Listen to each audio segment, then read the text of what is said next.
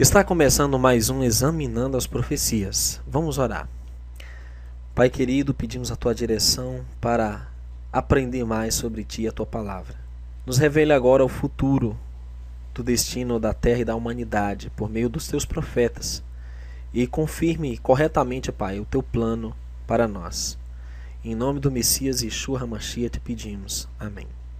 Queridos, hoje vamos estudar do reino milenar. Onde será o reino milenar do Messias? Muitas religiões afirmam que, de um jeito ou de outro, os santos irão para o céu.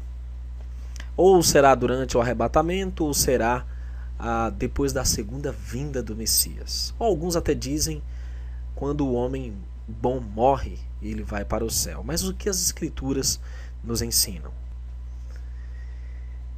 Há uma profecia que o Eterno predisse pela boca de Davi, onde diz: eu fiz uma aliança com meu escolhido e jurei ao meu servo Davi, dizendo: a tua semente estabelecerei para sempre e edificarei o teu trono de geração em geração. Salmo 89, verso 3 e 4. O Eterno fez uma aliança perpétua com Davi. Seu trono seria estabelecido de um jeito ou de outro para sempre, sem interrupção, sem intervalo algum de tempo. Assim foi dito do Messias quando veio a primeira vez: este será grande e será chamado Filho do Altíssimo, e o Senhor Deus lhe dará o trono de Davi, seu pai, e reinará eternamente na casa de Jacó, e no seu reino não terá fim. Lucas 1, 32 e 33. Então, aquela promessa dada a Davi foi reiterada ao nosso Salvador, quando veio a primeira vez. O assim chamado Filho de Davi confirmou a promessa, estabelecendo um trono eterno, que não teria fim.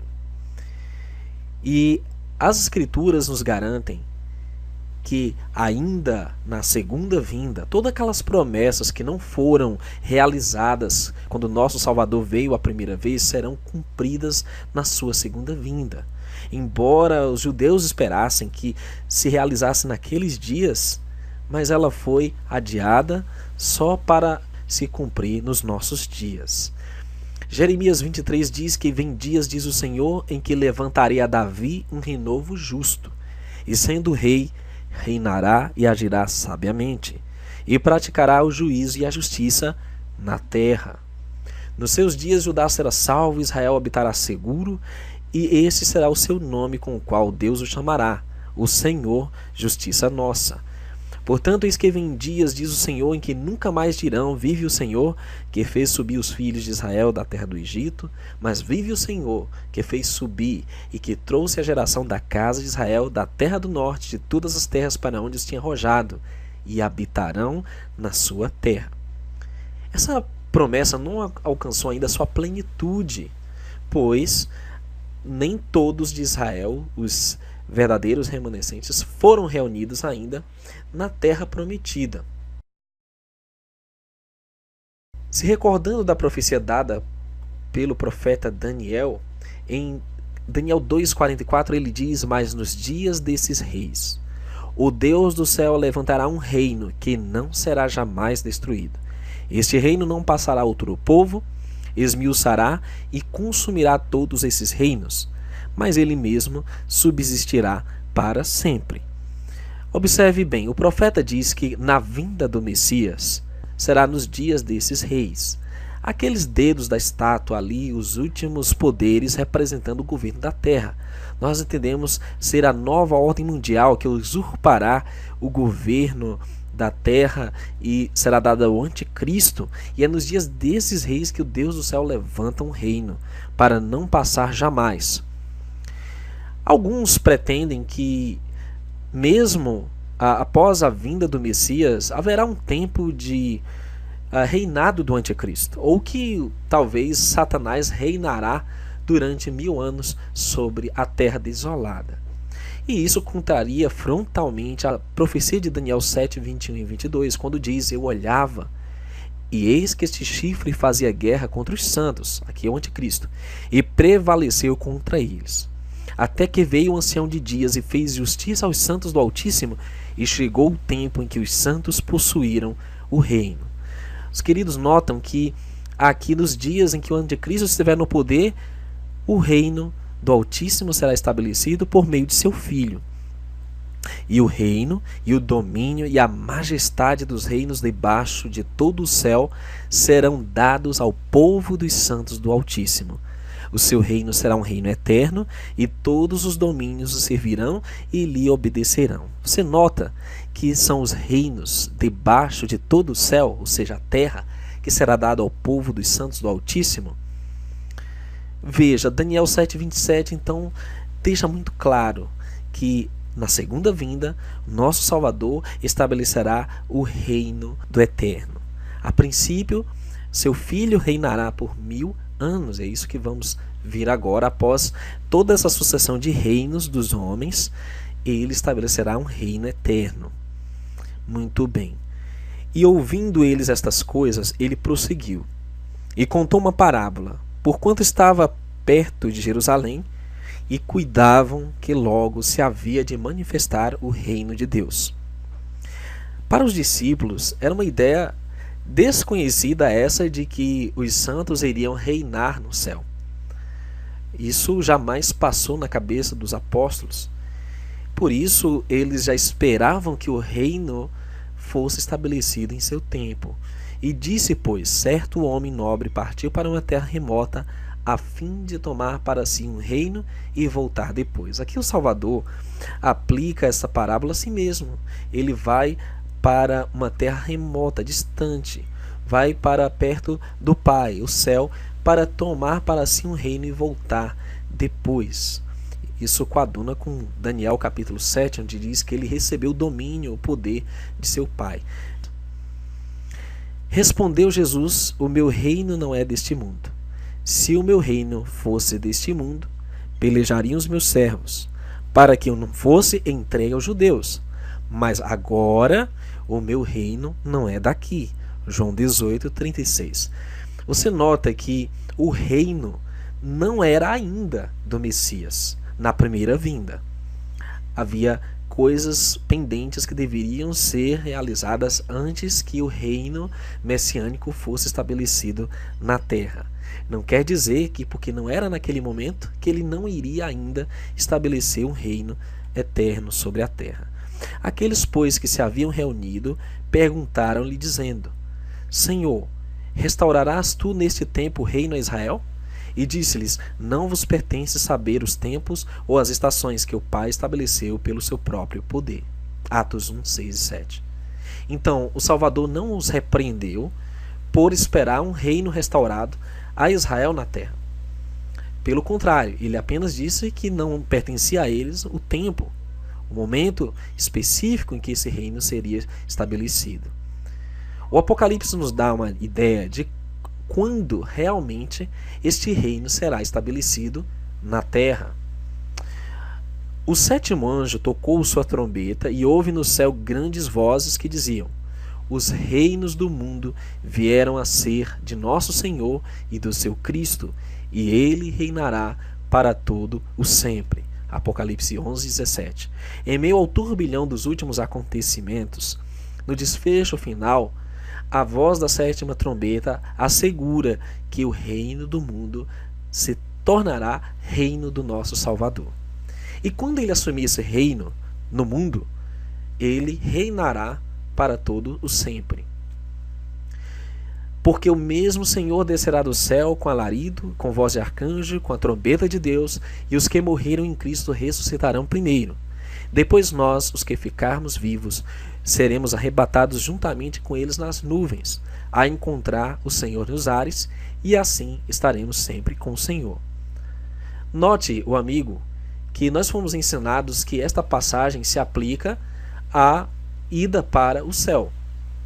Contudo, se nós olharmos cuidadosamente, aqui não fala que nos encontraremos no terceiro céu, no paraíso, mas senão que se encontraremos nos ares e então estaremos sempre com o Senhor. Agora, em 1 Tessalonicenses 4, 16 e 17, não deixa ainda claro onde esta reunião se dará, onde os santos reinarão com o Salvador. Em outra passagem, e esclarece a esse respeito quando o Filho do Homem vier em sua glória e todos os santos anjos com ele, então se assentará no trono da sua glória. E todas as nações serão reunidas diante dele, e apartará uns dos outros, como o pastor aparta dos bodes as ovelhas, porá as ovelhas à sua direita, mas os bodes à esquerda. Então virá o rei aos que estiverem à sua direita. Vinde benditos de meu Pai, possuí por herança o reino que vos está preparando desde a fundação do mundo. Mateus 25, 31 a 34. Já aprendemos que o trono da sua glória é o trono de Davi. Esse trono foi assegurado para sempre na terra. É um pouco estranho quando pensamos em que os santos irão reinar no céu, sendo que esse é o trono do Pai.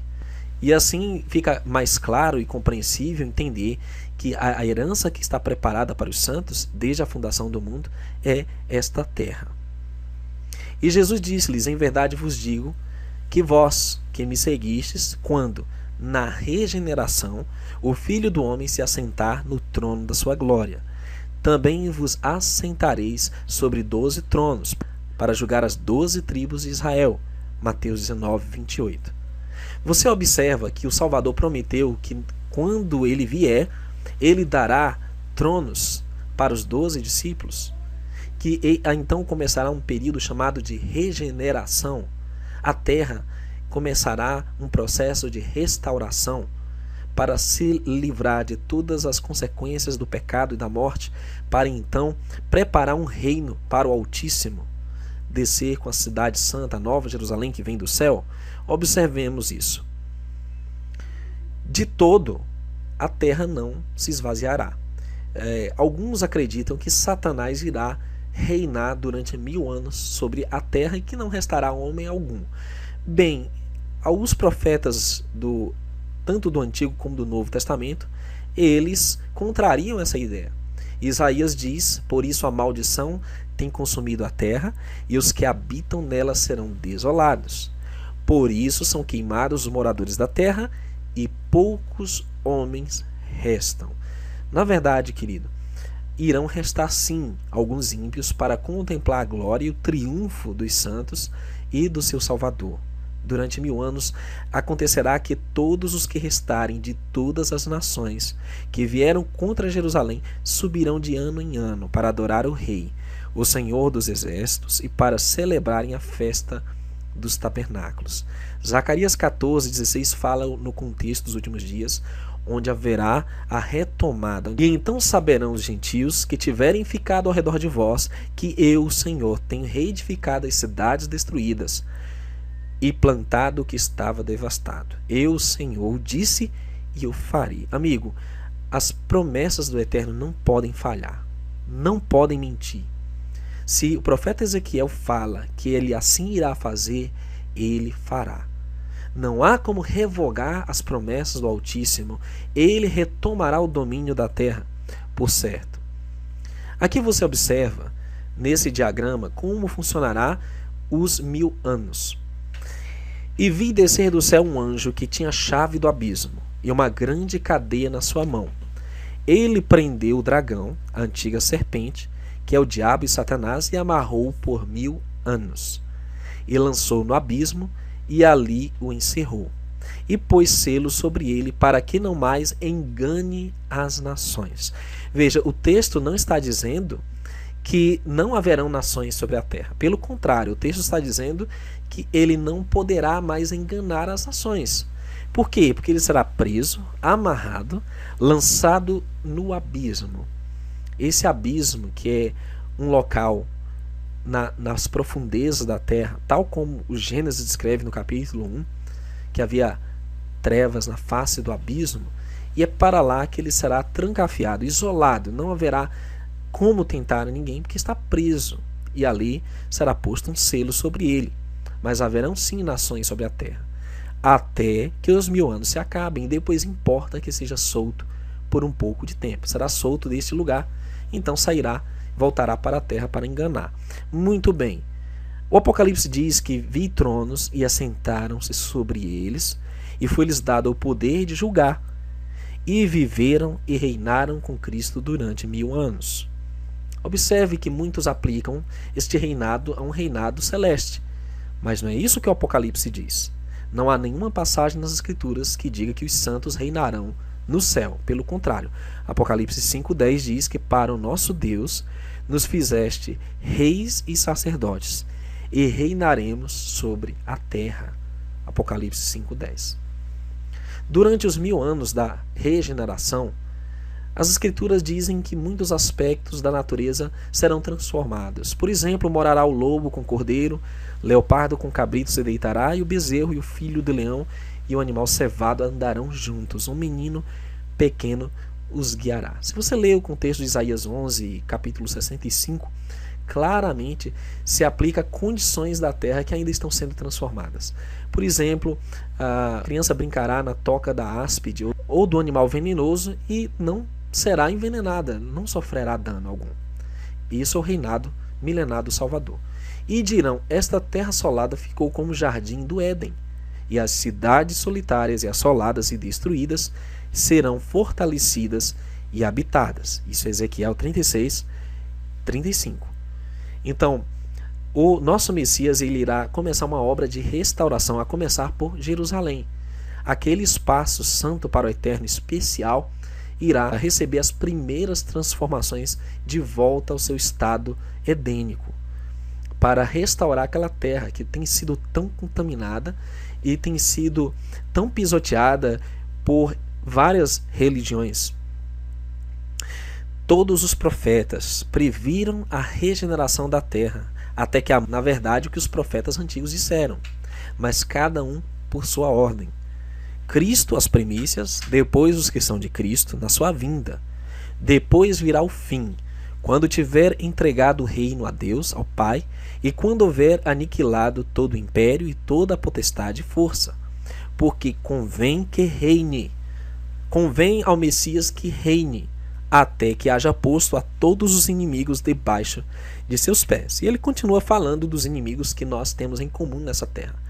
A morte será o último deles. Então, isso coaduna com a passagem do Evangelho que diz que era mistério que houvesse a regeneração, a restauração do reino aqui na terra. Bem, no fim dos 1000 anos, Satanás será solto da sua prisão, sairá enganar as nações que estão sobre os 4 cantos da terra. Note, essas nações se encontram nos 4 cantos da terra já. Gog e Magog, cujo número é como a areia do mar, para as ajuntarem em batalha. E subiram sobre a largura da terra e cercaram o arraial dos santos e a cidade amada, e de Deus desceu fogo do céu e os devorou. Você nota, querido, que o arraial dos santos e a cidade amada não é ainda a nova Jerusalém que desce do céu no capítulo 21. Estamos no capítulo 20. Esse arraial dos santos e da cidade amada é aquele local sagrado, lá no Oriente Médio, Jerusalém. Isaías 62 confirma isso quando o profeta se refere à cidade amada, a cidade querida. Essa é a cidade de Jerusalém, local que tem sido tripudiado pelos gentios até a sua plenitude. Quando chegar o reino milenar do Salvador, então isso será retomado, será resgatado. Você pode conferir isso em Apocalipse 20, versos 7 a 9. Bem, nesse desfecho, João vê a santa cidade, a nova Jerusalém, que do Pai ela desce do céu, adereçada como uma esposa ataviada para o seu marido. Eu e você sabemos que o marido é o Cordeiro, é o nosso Salvador.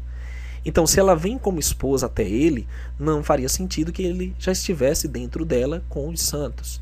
Pelo contrário, eles se encontram na Terra Santa, especificamente, e ali receberão a cidade santa, a nova Jerusalém. E ouvi uma grande voz do céu que dizia: eis aqui o tabernáculo de Deus, o Pai com os homens, pois com eles habitará, eles serão seu povo, e o mesmo Deus estará com eles, e será o seu Deus. Apocalipse 21, 2 e 3. Queridos, o objetivo do nosso arqui-inimigo, nosso adversário, sempre foi tomar o domínio da terra. Isaías já dizia que ele falava no seu coração: subirei ao céu acima das estrelas de Deus, exaltarei o meu trono E no monte da congregação me assentarei aos lados do norte, subirei às alturas das nuvens e serei semelhante ao Altíssimo. Contudo, Isaías diz, serás levado ao inferno, ao mais profundo do abismo, se referindo à sua prisão durante os 1000 anos. Isaías 14, 13 a 15. Nosso Salvador diz que agora é o juízo deste mundo. Agora será expulso o príncipe deste mundo. Satanás tinha se assenhorado do domínio da terra, mas foi derrubado. Em Filipenses 2,10 diz para que ao nome de Jesus se dobre todo o joelho dos que estão nos céus e na terra e debaixo da terra. Filipenses 2,10. Eventualmente, este reino satânico será derrubado por completo. Na sua segunda vinda, ele será destronado do domínio da terra e, após ser preso durante 1000 anos, será solto para enfim ser destruído. Sim, queridos, reinar no céu é um equívoco. Isso vem de conceitos gregos e mitológicos que não se encontram nas escrituras em nenhuma parte. Há sim textos em que lemos que a nossa cidade está nos céus, de onde também esperamos o Salvador, o nosso Salvador Yeshua, o Messias. Filipenses 3,20. A cidade está nos céus, mas ela não ficará nos céus, ela descerá como uma noiva, ela virá para a terra. As escrituras também dizem que os céus são os céus do Senhor, mas a terra deu aos filhos dos homens. Salmos 115, verso 16. A terra é a herança dos seres humanos, os remidos, os salvos. Mateus 10,7 diz, indo pregai, dizendo, é chegado o reino dos céus. Não é o reino da terra que subirá para os céus, mas o reino dos céus descerá à terra. Isso é confirmado pelo nosso Messias em Mateus 6,10, quando diz, venha o teu reino, seja feita a tua vontade, assim na terra como no céu. Queridos, a terra é demasiado importante para o nosso Criador. Por isso, o grande campo de disputa é este planeta, porque justamente é nele que será estabelecido o trono universal para todo sempre. O Apocalipse 21:3 diz que aqui estará o tabernáculo do Pai, do eterno Deus, com os homens, pois com eles habitará, eles serão seu povo. E o mesmo Deus estará com eles e será o seu Deus. Queridos, este planeta será a capital do universo para todo sempre. Por isso, aqui é o palco de disputa. Muitos tentam minimizar a importância deste lugar, como se aqui fosse um dentre tantos outros bilhões de planetas ou galáxias, ou como se aqui fosse simplesmente algo que existe em função dos astros. Não. Este planeta foi projetado para ser o trono eterno, do reino eterno do Altíssimo, onde ele com seu filho reinará com os santos. Você gostaria de fazer parte do reino do céu aqui na terra? Que o Eterno te abençoe.